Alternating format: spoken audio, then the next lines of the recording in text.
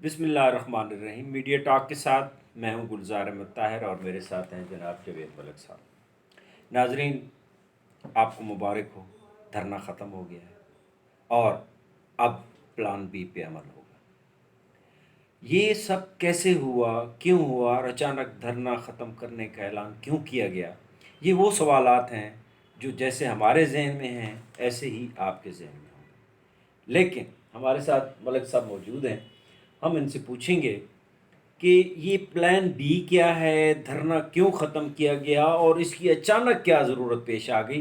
یہ وہ سوالات ہیں جو آپ بھی سننا چاہتے ہیں اور پوچھنا چاہتے ہیں، اور میں بھی اسی طرح ہی ہوں۔ تو پوچھتے ہیں ملک صاحب سے۔ جی ملک صاحب، یہ کیا ہوا اچانک؟ مولانا فضل الرحمان صاحب کی دیکھیں ایک تو بڑی کامیابی تھی کہ انہوں نے اپنے آپ کو ایک مذہبی کارڈ اور مذہبی جماعت کے بجائے ایک سیاسی طاقت کے طور پہ اس آزادی مارچ میں منوا لیا۔ اور پھر مولانا فضل الرحمان نے در حقیقت 8-9 جماعتیں وہ کہتے ہیں کہ ہمارے ساتھ تھیں، لیکن ملک کی دو بڑی جو سیاسی جماعتیں ہیں، مسلم لیگ نون اور پیپلز پارٹی کی قیادت کی ہے۔ لیکن ظاہر ہے اس سے پہلے ایک رہبر کمیٹی بنی تھی، رہبر کمیٹی نے فیصلے کرنے تھے، اور رہبر کمیٹی کے بارے میں جو مولانا فضل الرحمان سوچ رہے تھے یا جس طرح کا تعاون طلب کر رہے تھے وہ ان کو نہیں ملا۔ مولانا فضل الرحمان کو پچھلے کئی دنوں سے یہ اندازہ ہو گیا تھا کہ یہ دونوں بڑی سیاسی جماعتیں مجھے بند گلی میں دھکیل گئی۔ مولانا صاحب نے اس بند گلی سے نکلنا تھا، اور جب ان کے کارکنوں کی ایک بہت بڑی تعداد پشاور موڑ میں موجود تھی اور انہوں نے کل پلان بی کا جب اعلان کیا تو شروع میں خیال یہ کیا جا رہا تھا کہ شاید ان کا پلان بی یہ ہوگا کہ مولانا فضل الرحمان کے لوگ یہاں بیٹھے رہیں گے اور وہ پورے ملک میں لاک ڈاؤن کریں گے۔ لیکن مولانا پلان بی اپنے آپ کو بند گلی سے نکالنے کے لیے استعمال کر رہے تھے، اور آج رہبر کمیٹی کا اجلاس نہیں ہوا۔ آج مولانا فضل الرحمان نے اپنے قریبی دوستوں کے ساتھ 2.5-3 گھنٹے کی بڑی طویل مشاورت کی۔ اس مشاورت میں بہت ساری چیزیں ڈسکس ہوئی ہیں۔ ہم نے پہلے ایک پروگرام میں بتایا تھا کہ دو مسلم لیگ کے دو بڑے اہم رہنماؤں نے آپس میں ٹیلی فونک گفتگو کی۔ جی ہاں، وہ ایک کال کا ہم نے ذکر بھی کیا کال تھا، کا ذکر کیا تھا، اور وہ کال ٹریس ہوئی اور پھر مولانا صاحب کو ٹیپ سنائی ہو گئی اور مولانا صاحب کو سنائی گئی، جی اور اس سے مولانا صاحب بڑے جذباتی بھی ہو گئے، آپ دیدہ بھی ہو گئے، اور ان کا دل اور دائرہ بھرم بھی ٹوٹا۔ پھر مولانا صاحب نے فوری طور پہ اعلان کر دیا کہ شاید ہم یہ دھرنا کل ختم کر دیں۔ وہ بہت اچھا وقت تھا مولانا فضل الرحمان کے لیے۔ اگر مولانا فضل الرحمان اسی دن یہ دھرنا ختم کر دیتے اور پلان بی کا اعلان کرتے تو میرے خیال میں ان کا سیاسی قد بہت بڑا ہو جاتا۔ لیکن سیاست جو ہے وہ ایک ایسا کھیل ہے کہ جس میں آپ کوئی بھی بات حتمی نہیں کر سکتے۔ کسی بھی لمحے کسی بھی سائیڈ پہ آپ کو پاسا پلٹنا پڑتا ہے، اور اس میں جتنے لوگ ریجڈ ہوتے ہیں اور جو ایک بات لے کے اس پہ ڈٹ جاتے ہیں وہ سیاست میں نقصان کرتے ہیں، اور ہماری یہی سیاست ہے۔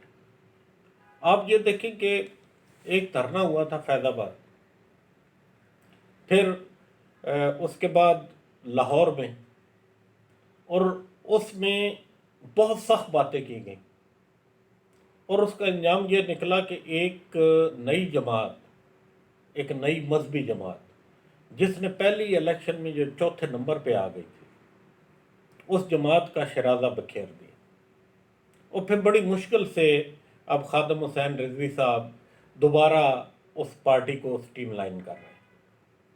مولانا فضل الرحمان آخری اینڈ پہ چلے گئے تھے، اور وہ اینڈ یہ تھا کہ ان سے اسٹیبلشمنٹ بھی ناراض تھی، ان سے حکومت بھی ناراض تھی، اور وہ وزیر اعظم عمران خان کا استعفیٰ لینے آئے تھے، اور دھول لے کے چلے گئے. اچھا بظاہر تو جی ایسا ہی یہ لگتا ہے. ویسے ملک صاحب ایک چیز ہے، آپ دیکھیں کہ مولانا فضل الرحمان صاحب ایک زیرک سیاستدان ہیں. اینڈ تک انہوں نے اپنے سارے پتے چھپا کے رکھے. ٹھیک ہے، ہر آدمی، ہر سیاسی جماعت اس میں تھی کہ پتہ نہیں اب کل کیا ہونے والا ہے، یا پتہ نہیں مولانا فضل الرحمان نے کل کیا کہنا ہے. اب یہ ایک کامیابی تھی اور بہت اچھے طریقے سے وہ اپنے پتے کھیل رہے تھے.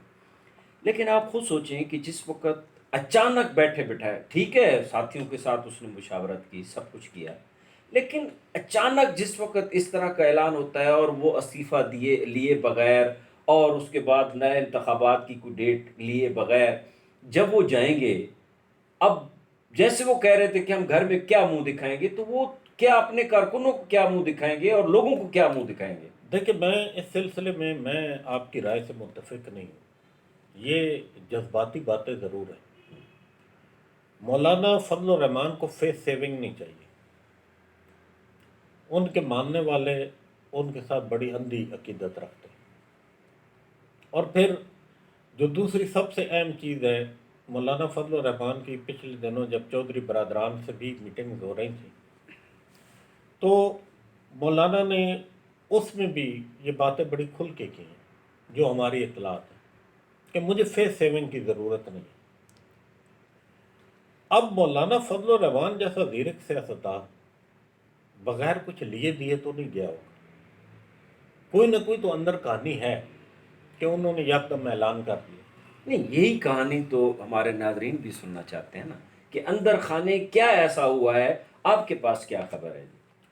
دیکھیں، میرے خیال میں مولانا صاحب پریشر بڑھانا چاہتے ہیں، اور شاید ایک کیس چل رہا ہے الیکشن کمیشن میں جی فارن ہاں، فنڈنگ فورن کا. فنڈنگ پی ٹی آئی کا. شاید کہیں سے مولانا صاحب کو یہ یقین دہانی کرائی گئی ہے ہوں، کہ اس فارن فنڈنگ کیس کا فوراً فیصلہ ہو جائے گا. ہوں، اور اگر اس کا فوراً فیصلہ ہو جاتا ہے اور مولانا صاحب دباؤ بھی بڑھائی رکھتے ہیں، تو یہ ان کی سیاست کی کامیابی ہوگی. لیکن مولانا فضل الرحمان جس سطح پہ چلے گئے تھے اور اپنی جماعت کو جہاں پہ لے گئے تھے، وقتی طور پہ اس کو دھچکا ضرور لگا ہے. لیکن اس دھچکے کو حکومت کو بالکل غیر سنجیدگی سے نہیں لینا چاہیے.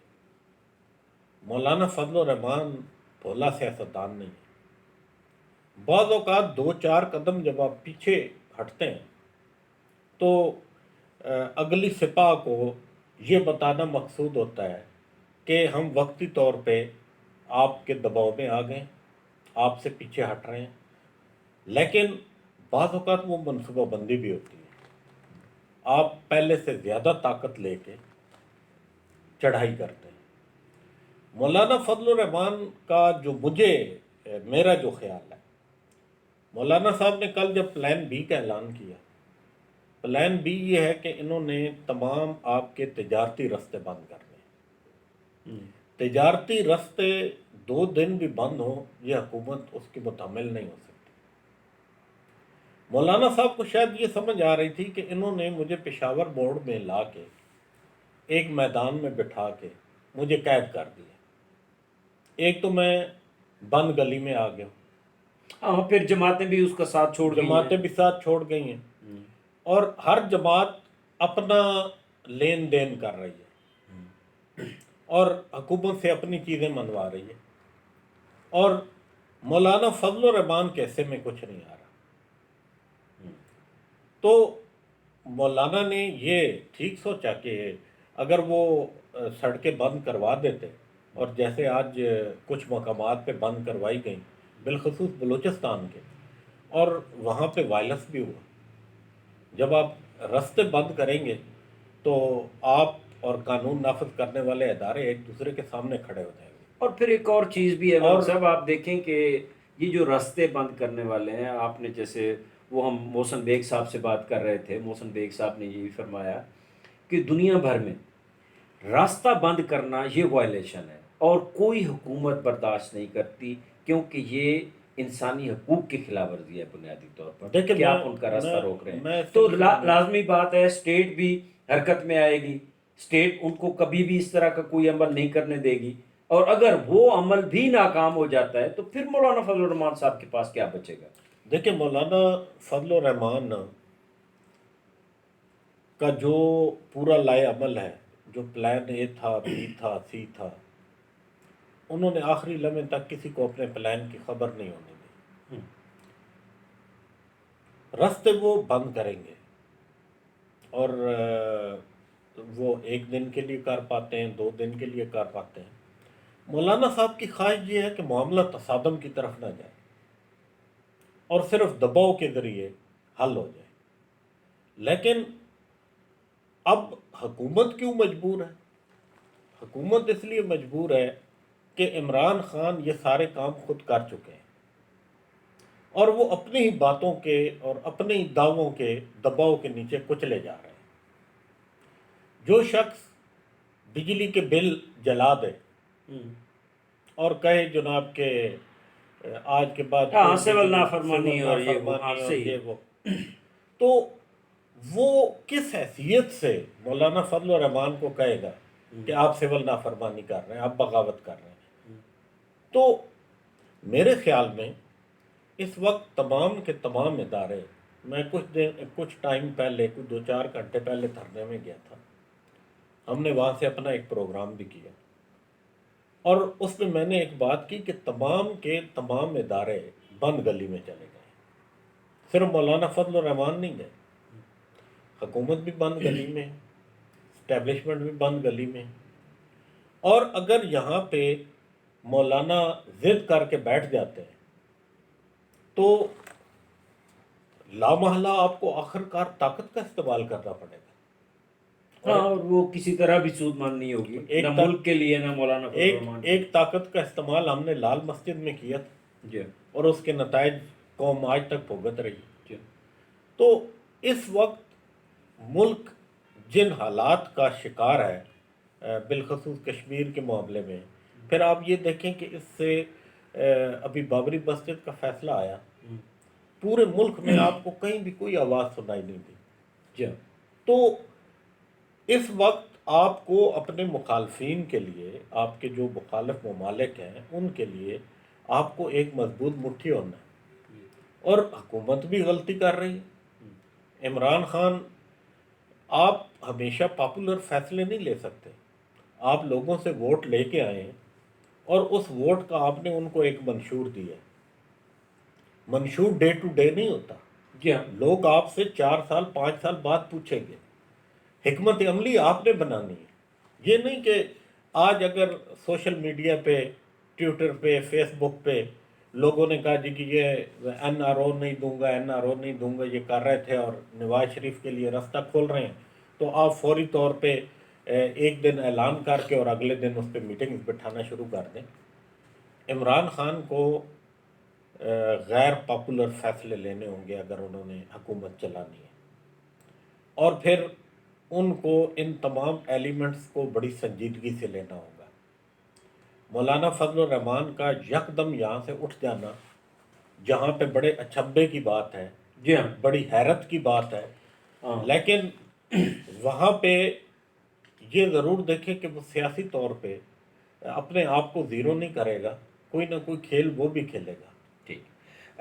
ناظرین، آپ نے ملک صاحب سے، ہمارا چونکہ پروگرام طوالت اختیار کرتا جا رہا ہے، یہ بات طے ہے کہ مولانا فضل الرحمان ایک زیر سیاستدان ہیں، وہ اٹھے ہیں تو یقیناً اس کے پیچھے کوئی نہ کوئی لاجک ہوگی، اور بہت ساری باتوں کی طرف تو ملک صاحب نے نشاندہی بھی کی ہے، اب آپ بھی کچھ سوچ سکتے ہیں کہ کیا ہوا ہے، لیکن یہ بات طے ہے کہ اس ہیجانی کیفیت سے کم از کم اسلام آباد کے باسیوں کو بھی نجات ملی ہے، اور ملک بھر کے باقی لوگ بھی اس کے سکون کا سانس لیں گے۔